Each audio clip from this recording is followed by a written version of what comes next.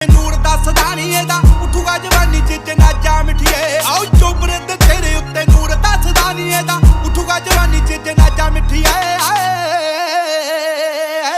ਆਓ ਕਹਿਰਾਂ ਦੇ ਆ ਮੱਥਿਆਂ ਤੇ ਪੈਣ ਰਿੰਕਲਾਂ, ਇਸ ਹਿਸਾਬ ਨਾਲ ਕੋਈ ਜਵਾਨ ਨਹੀਂ ਹੁੰਦਾ।